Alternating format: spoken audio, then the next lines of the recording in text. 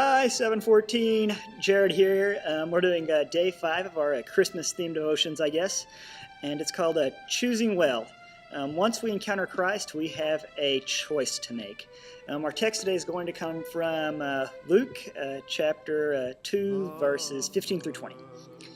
And when the angels had left them and gone into heaven, the shepherds said to one another, "Let's go to Bethlehem and see this thing that has happened, which the Lord has told us about."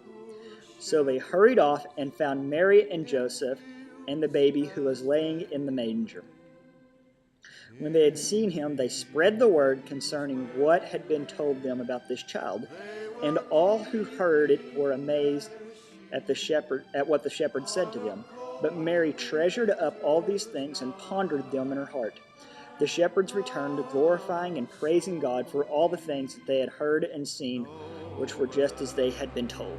The shepherds saw something that they weren't expecting. They had an encounter with God's kingdom in an amazing way, and afterwards, they were left with a choice. The truth is, once we encounter Christ, each of us, you included, has a choice to make. When people hear the gospel or have a chance to encounter Christ through the Bible, there's a choice to be made.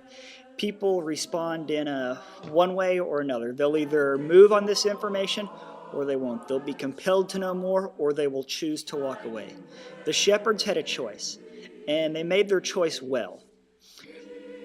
The shepherds acted, and they retold. They acted on the angel's message. Look in verse 15. They heard and they moved. They could have sat down, they could have talked, they could have gone home, but they didn't. They followed through, and they were rewarded with coming face to face with the Son of God. They acted, but they didn't just simply act. They retold. In verse 17, it says that once they were sure of the angel's message, they couldn't contain themselves. They started talking, they started spreading the word about Jesus as if they couldn't keep quiet. Today, over 2,000 years later, we are still expected to do the very same thing. If you know Christ, you should find yourself compelled to speak of his story. If you have encountered God and his kingdom, you know you'll find it hard to keep your mouth shut.